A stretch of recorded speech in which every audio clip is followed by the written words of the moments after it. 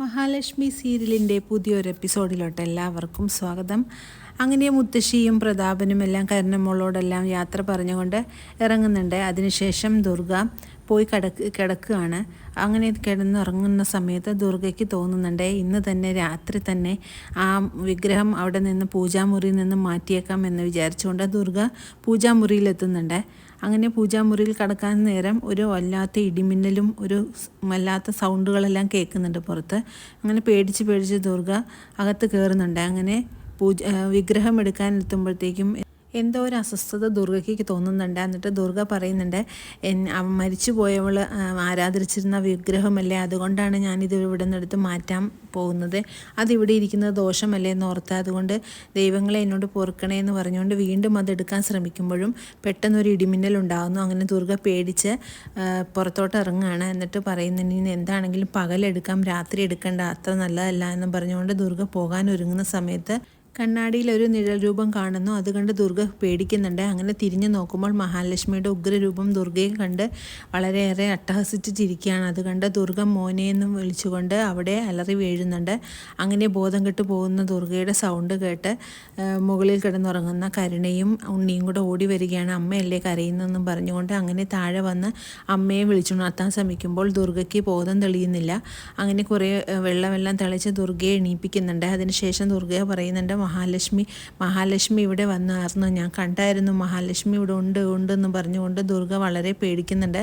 അത് കേൾക്കുമ്പോൾ ഉണ്ണി പറയുന്നത്, എന്താ അമ്മ പറയുന്നത്, ഇങ്ങനെ അമ്മ ഇതിന് മനസ്സിലോർത്ത് കിടന്നുകൊണ്ട് മാത്രമാണ് അങ്ങനെയൊക്കെ തോന്നുന്നത്, അല്ലാണ്ട് ഇവിടെ ആരുമില്ല, മരിച്ചു പോയോളൊന്നും ഇവിടെ വരികയല്ലോ തിരിച്ചെന്നൊക്കെ പറയുന്നുണ്ട് ഉണ്ണി.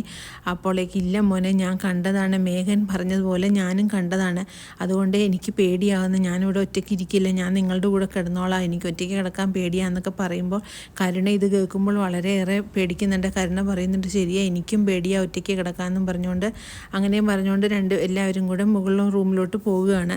പിന്നീട് മഹാലക്ഷ്മിയും കൂട്ടരും കൂടെ കണ്ണൻ്റെ അടുത്ത് എത്തുന്നുണ്ട്. അന്നേരം കണ്ണൻ നേരം ഇവിടെ നടന്നിട്ടുള്ള കാര്യങ്ങളെല്ലാം മൊബൈലിലൂടെ വീക്ഷിക്കുന്നുണ്ടായിരുന്നു.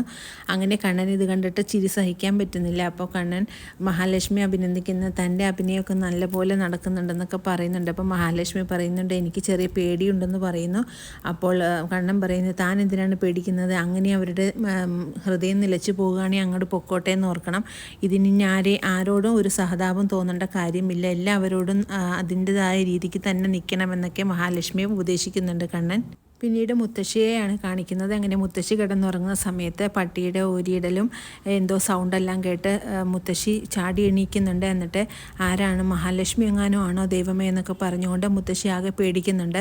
അങ്ങനെ പ്രതാപൻ്റെ അടുത്ത് ചെന്നിട്ട് മുത്തശ്ശി പറയുന്നുണ്ട്, ഇവിടെ അവളുടെ സാന്നിധ്യം ഉണ്ടെന്ന് എനിക്ക് മനസ്സിലായി, നമുക്ക് നാളെ തന്നെ ഒരു മന്ത്രവാദിയെ കാണണമെന്ന് പറയുന്നു. അപ്പോൾ പ്രതാപൻ പറയുന്നുണ്ട്, എന്താ അമ്മ പറയുന്നത്, അമ്മയ്ക്കും എല്ലാവരെ പോലെ ഭ്രാന്തായോ, അവൾ ഇവിടെയൊന്നും ഒന്നുമില്ല, അവൾ മരിച്ചു പോയതല്ലേ, അവളെങ്ങനെ വരാനെന്ന് പറയുന്നു. അന്നേരം അമ്മ പറയും, നീ അതൊന്നും പറയണ്ട, നമുക്ക് ഉടനെ തന്നെ ഒരു മന്ത്രവാദിയെ നാളെ തന്നെ കാണണം എന്ന് പറയുന്നു. അന്ന് അമ്മയുടെ ആഗ്രഹം പോലെ അതങ്ങനെ ചെയ്യാമെന്ന് പ്രതാപൻ പറയുന്നുണ്ട്. അങ്ങനെ മന്ത്രവാദിയെ കാണാനായിട്ട് ഇവർ രണ്ടുപേരും പോകുന്നുണ്ട്. അങ്ങനെ മന്ത്രവാദി എന്നോട് കാര്യങ്ങളെല്ലാം പറഞ്ഞതിന് ശേഷം മന്ത്രവാദി പറയുന്നുണ്ട്, ഇവൾ ചില്ലറക്കാരിയല്ല, ഇവളുടെ ആഗ്രഹം സാധിക്കാതെയാണ് ഈ ഭൂമിയിൽ നിന്നും പോയിരിക്കുന്നത്, അതുകൊണ്ട് കൂടുതലും ദൈവങ്ങളായിട്ട് അടുത്തിരിക്കുന്നത് കൊണ്ട് അവളുടെ ശത്രുക്കളെയെല്ലാം നിഗ്രഹിച്ചിട്ട് മാത്രമേ ഇവിടെ നിന്ന് പോകുള്ളൂ എന്നൊക്കെ മന്ത്രവാദി പറയുന്നുണ്ട്. എന്നാൽ ഇതിനൊരു ഫലം വേണ്ടേ എന്ന് പ്രതാപൻ ചോദിക്കുന്നുണ്ട്. അപ്പോൾ പറയുന്നുണ്ട്, അവൾ സ്നേഹിക്കുന്നവരെയെല്ലാം നിങ്ങൾ നല്ല രീതിക്ക് സ്നേഹിക്കണം, എന്നാൽ മാത്രമേ അവൾക്ക് ആ ഒരു കോപം മാറുകയുള്ളൂ എന്നൊക്കെ പറയുകയാണ്. അത് കേൾക്കുമ്പോൾ മുത്തശ്ശി പ്രതാപനോട് പറയുന്നുണ്ട്, ഏറ്റവും കൂടുതൽ കണ്ണനെയും അവളുടെ അമ്മയൊക്കെയാണ് അവൾ സ്നേഹിക്കുന്നത്, അവരോടൊക്കെ നമ്മൾ നല്ല രീതിയിൽ തന്നെ ഇനി നിൽക്കണം, എന്നാൽ മാത്രമേ അവൾ ഈ ഭൂമി വിട്ടു പോകുള്ളൂ എന്നൊക്കെ പറയുകയാണ്. അത് കേട്ട് പ്രതാപനാണെങ്കിൽ ഇതിലൊന്നും ഒരു വിശ്വാസം വരുന്നില്ല, എന്നാലും അമ്മയുടെ ഇഷ്ടപ്രകാരം ഇതൊക്കെ ചെയ്യാമെന്ന് പ്രതാപൻ കരുതുകയാണ്. പിന്നെ കണ്ണനെ കാണാൻ വേണ്ടി ഹോസ്പിറ്റലിൽ എത്തുന്നുണ്ട് ഇവർ രണ്ടുപേരും. എന്നിട്ട് കണ്ണനോട് പറയുന്നുണ്ട്, മഹാലക്ഷ്മിയെ കാണാത്തത് ഞങ്ങൾക്കും വളരെ ദുഃഖമുണ്ടെന്നൊക്കെ പറയുന്നുണ്ട്. പക്ഷേ കണ്ണൻ അതിനെല്ലാം ഒരു നല്ല തക്ക മറുപടി കൊടുക്കുന്നുണ്ട്.